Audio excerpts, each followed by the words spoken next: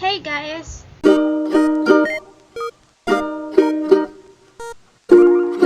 It's Jen. For today's video, I'll be answering some questions about me. I recently posted on my page questions about me, and then some of them dropped some question, and I'll be answering it right now in this video. So, let's start.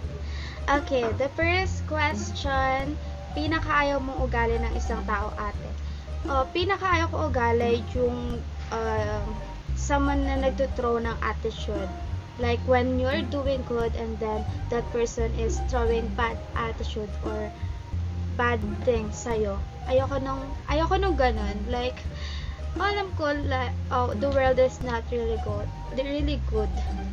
The people has bad side. Pero sana alam ng ibang tao na kapag gumawa ka ng mabuti sa kanya, they should do good to you also. Parang ganun. So, ayoko siguro ng ugali na pag tinutulungan mo siya, tapos parang siya pa yung demanding or so what, ganun. Or siya pa yung galit, or yung parang nagsusungit pa, ganun. Sige, ganun. I hope you guys get it. Okay, next question. Do you have a boyfriend? No, wala akong boyfriend. Okay, next question. What's your greatest fear po? My greatest fear in life is ending yung hindi ko magawa yung goals and dreams ko when I left the world or the real end. You know, yung aalis ka sa real end nang hindi mo nagagawa yung, hindi ka naging happy or hindi mo na-achieve yung goals or dreams. Ayun. Sorry for my background. Okay, next naman, ano yung pinaka-memorable na nangyari sa'yo this year? The most memorable, 2023, honestly speaking, 2023 has been hard to me recently. So, one of the memorable thing that happened to me is meeting those na nakaka-interact ko sa Facebook. Yeah, kasi parang na-realize ko somewhat na hindi fully hard yung 2023 sa akin because they are here. They came. I met them. So, one of my memorable na na-meet ko sila. Ayan. Okay, next question. Kung may pagkakataon ka po na mag-advise sa mga taong kapareho mo po ng pinagdadaanan, problems, ano po ang ibibigay mong advice sa kanila?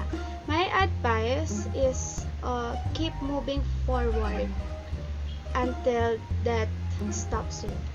I mean, choice mo pa rin naman if you would move forward even though despite of the difficulties. Pero yun yung ma-advise ko kasi may lakas pa tayo mag-complain kapag mahirap yung buhay, nagko-complain pa tayo. We have the energy to complain that ang hirap, but that energy, instead use it to keep moving forward, diba? So, wala naman choice It's either move forward ka or just end. Game over. You know what I mean. Ganun. So, ayun yung advice ko lang. The one sentence, keep moving forward until that stops you. Okay, next naman. Mahirap po ba yung psychology na course? Bala ko po kasi yun kunin na course na. Actually, I think wala namang madaling course. Kasi para sa akin lahat naman siguro may hard side. May mga part na mahirap naman talaga sa lahat ng course. So, and I'm not a psychology student. I'm just reading them. I had mga soft copies of psychology lessons, mga ganun. Nagbasa lang ako, pero hindi ako officially psychology student. So, I don't really know if it's hard. Unless you try it. I think malalaman mo siya kapag ikaw mismo sumubo. Kasi minsan may pagkakaiba tayo ng perspective sa buhay. Minsan, yung para sa yung madali, sa iba mahirap. Ganun. So, I think, just try it yourself. Ganun. Excuse me. Okay, next naman. Ano po yung pinakamagandang story na nabasa mo at anong lesson po ang nakuha mo? Story and book, hindi ako masyado na nakakapagbasa ng story or book. I don't remember kung kailan ako nagbasa ng Wala akong maalala. Okay, next. Naniniwala ka ba sa happy ending? Yes. Naniniwala ako sa happy ending. I don't know, pero yeah, naniniwala ako. Next question, may time ba na naisip mo na mag-stop sa pagsulat, ate? Oo. So recently nga, iniisip ko if writing is writing for me. Like, tama ba na nagsusulat ako? So yeah, I thought about it many times. Pero nandito pa rin naman ako, so I think wala pa rin atras. Okay, next question. Bakit baby face ka, ate? Nakakaingit. Akala ko 18 ka pa lang. Hindi ako baby face kasi siguro kung mamimit niyo ako sa personal, I have unperfect face. May mga ano pa din yan. Ewan ko kung bakit ano. Pero makinis naman kasi ano, hindi ako masyado nagkakaroon ng pimples. Like, one or two lang. 1 or 2. And then, nagkakaroon ako kapag malapit na ako magkaroon ng period. So, alam ko, pag mayroon ng pimples, alam ko na magkaka-period na ako the next time. So, dati nag-advise sa akin si mama na pag nagka-pimples ka, lalagay mo siya nung Avon lipstick. At first, hindi ako naniniwala kasi how is that possible? So, pero tinry ko siya. Nilagyan ko siya ng lipstick na Avon. And then, after 3 days na mawala yun. So, tinry ko lang. After 3 days na, wala nga siya. But, guys, don't try it if medyo sensitive kayo sa ganun. Sa akin, nag-go-work siya. Hindi ko lang alam sa inyo. Hindi din naman ako naniwala at first. Pero, ayun, gumaling naman. Nawala yung pimples ko. Kaya, wala akong yung mga marks na ano. So, ayun. Okay, siguro, nasa blood na namin. Char, nasa blood. Okay, next naman. What's your go-to snack kapag broke? Mostly, ang gusto ko kinakain pagka broke or malungkot. Gusto ko ice cream or something like apple flavors. Pero, mas madalas kasi na wala akong pera. So, nagmumukmuk na lang. Pero yun, ice cream and apple flavor snacks or juice. Ganun. Next naman, what are your inspiration in life to keep going on even if you go through hard times, Ate Jen? Inspiration yung future self ko. Kasi, nakikip going ako kasi iniisip ko na yung future ko iniisip ko. And then also, aside from that, yung people around me, na kapag gusto kong sumuko, iniisip ko na sila, mas mahirap yung nararanasan kaysa sa akin. So, why would I give up? So, yun. Dun ako nagkakaroon ng fighting spirit. Kaya ganun. Okay, next naman. Anong bansa po yung pinakagusto niyong puntahan at bakit? Number 1 ano ko, Korea. Korea, London. Ayun. Pero, nag-explore ako sa iba't ibang, like, nagtingin ako, search ng internet. Kasi ano lang naman gusto ko yung sa London dati kasi because of Harry Potter. And then, Korea because of K-dramas. China because of C-drama. Pero hindi siya ganun ka-meaningful. It's just for fun girling. So, may ko talagang bansa. Gusto ko Iceland.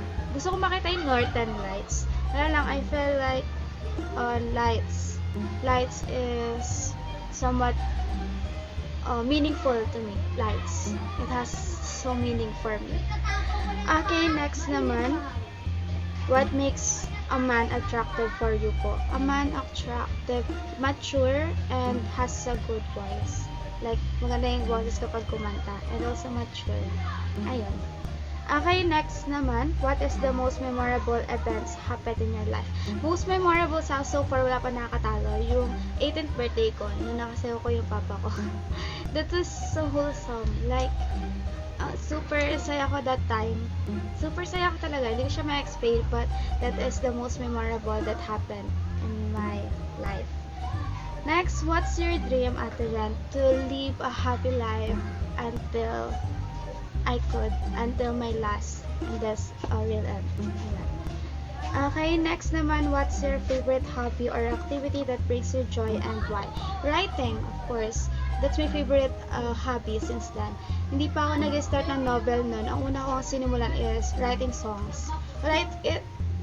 Writing just comes me.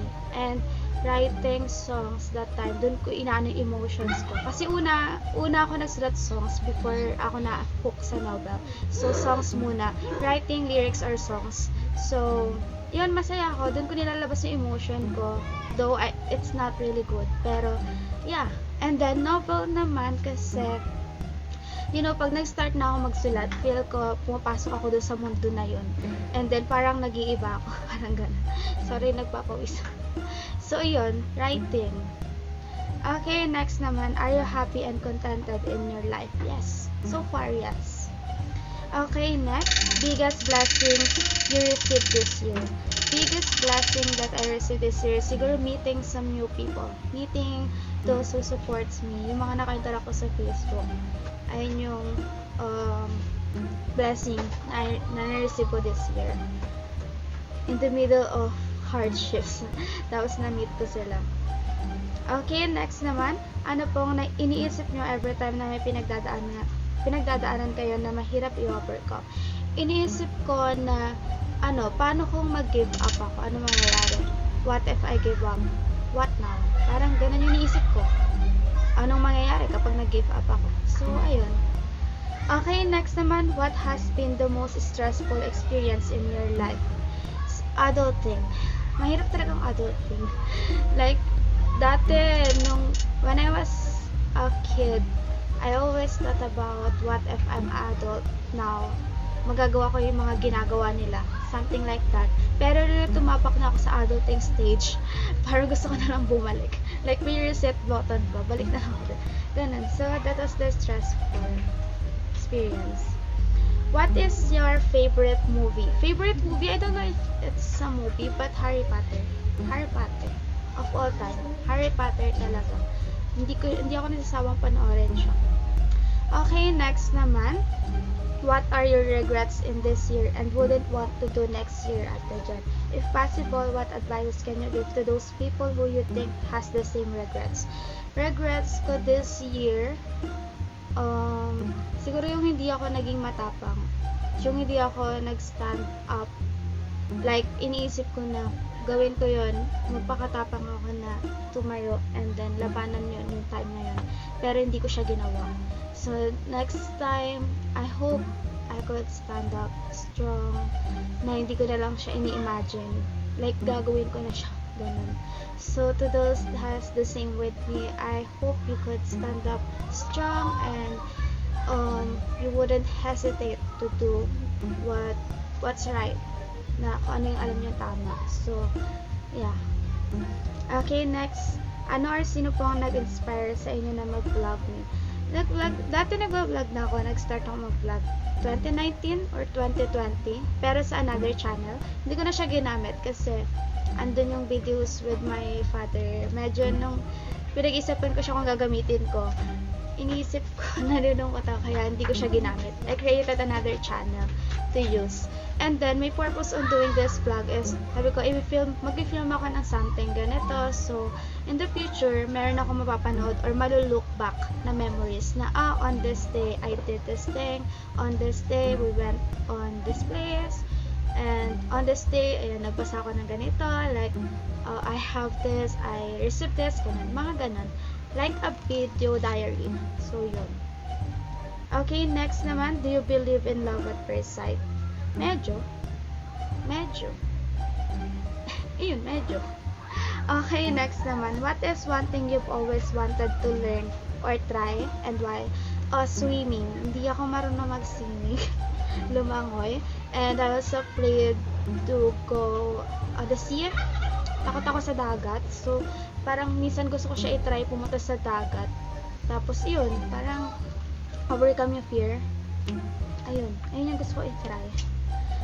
Next question, how many siblings do you have? We are 10. 10 kami. 7 girls and 3 boys. Okay, next question.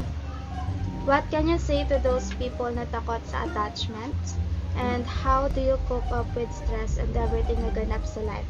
Okay, yung takot naman sa attachments. If you guys are scared, I think you should think about it again or slow down.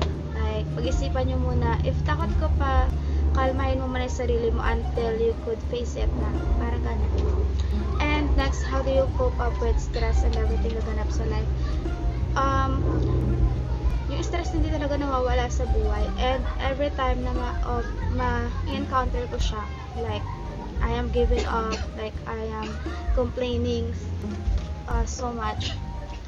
Pinapakita ko yung sarili ko actually. Pag mag-isa ako, sinasabi ko na, susuko ka ba kasi mahirap? Ayaw mo bang gawin kasi hindi mo kaya? Then just die.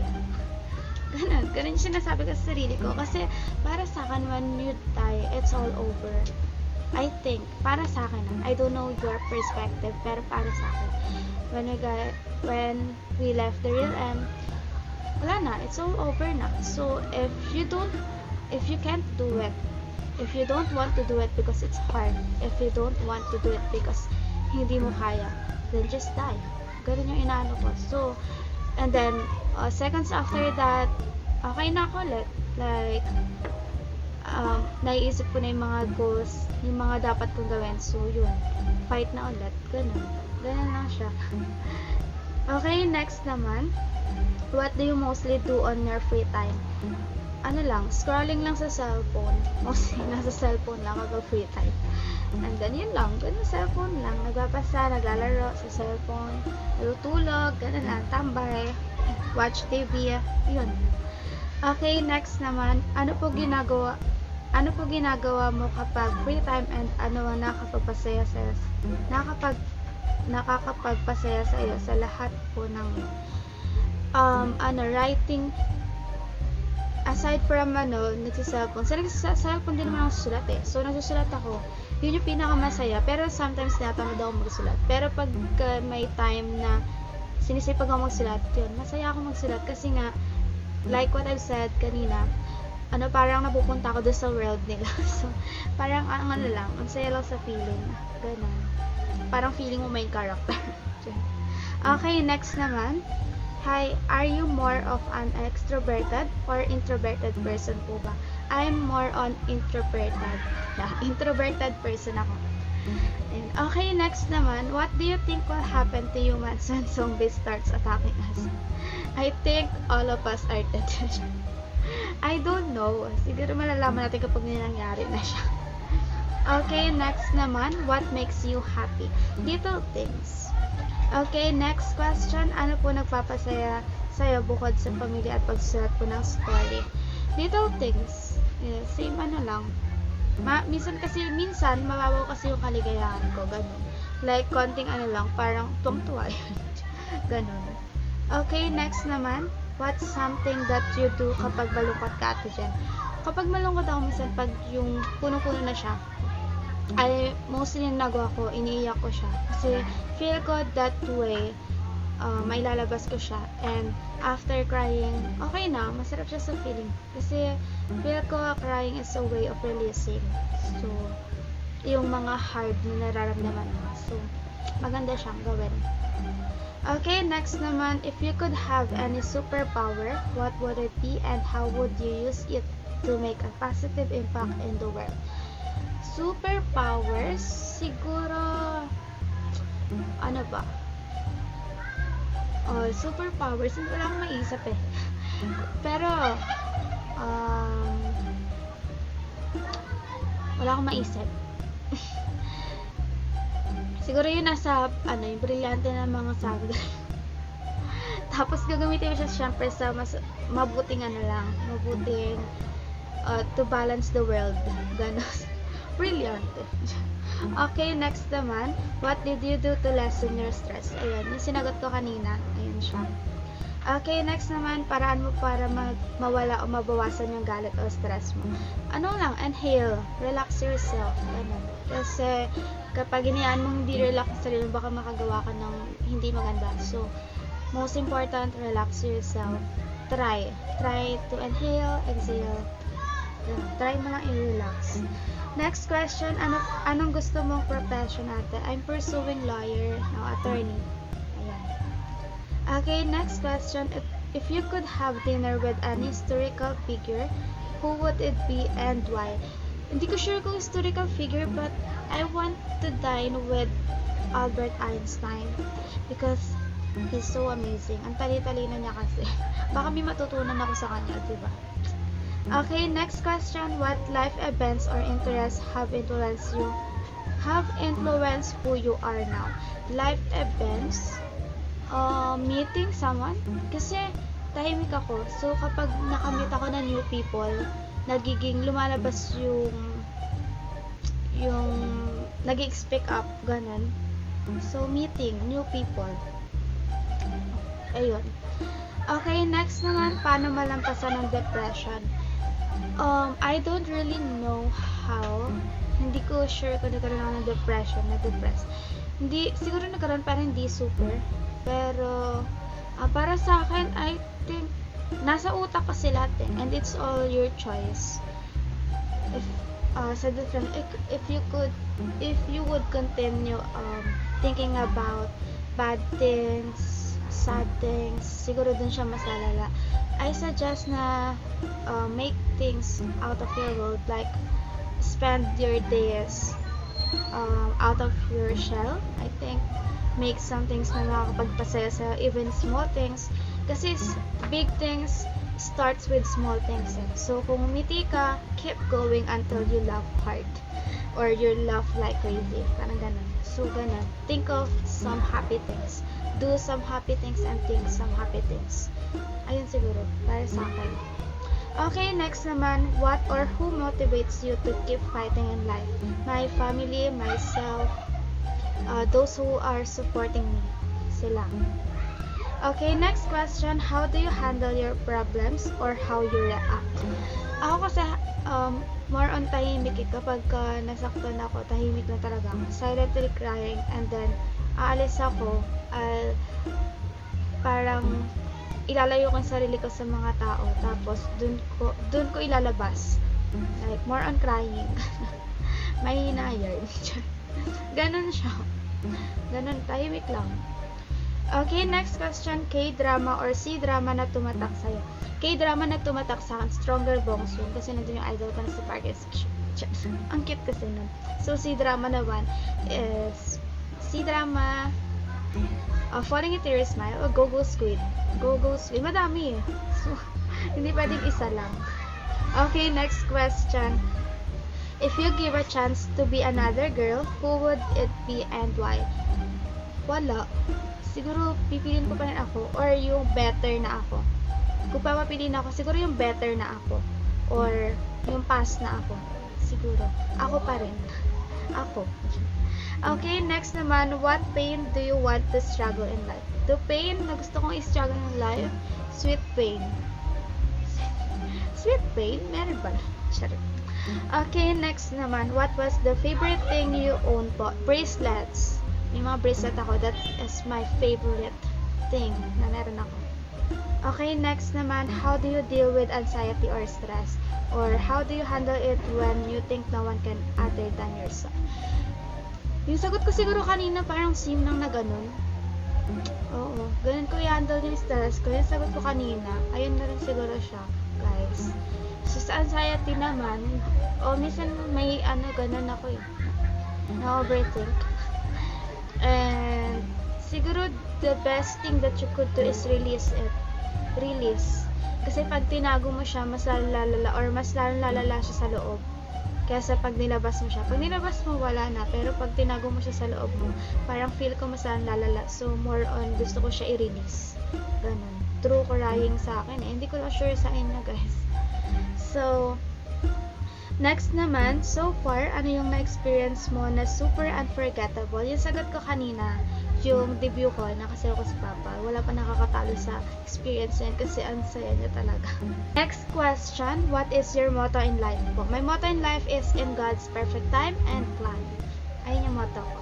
Okay, next question, if you could travel anywhere in the world, where would you go and why? Sa Iceland, kasi gusto kong makita yung Northern Lights. Katulad sabi ko kanina. Same answer lang rin.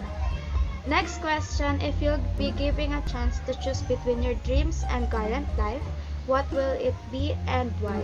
Between my dreams and current life?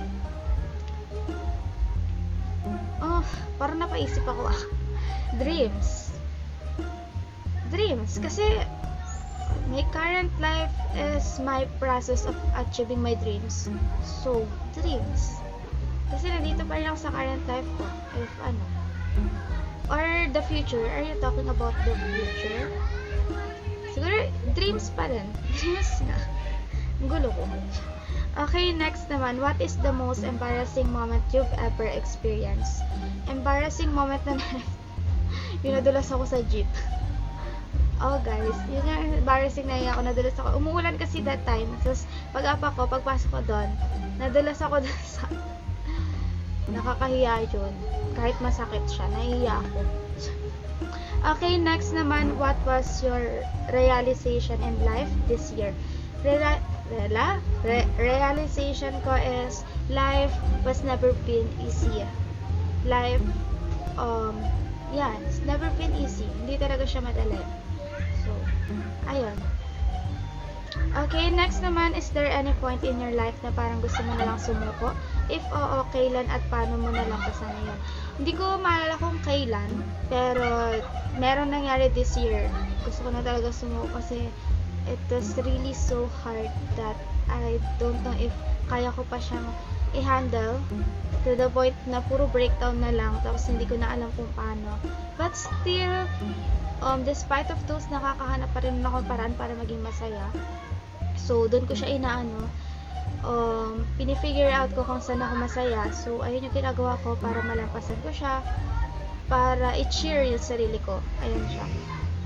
Okay, last question. What are the things po that makes you appreciate the small things?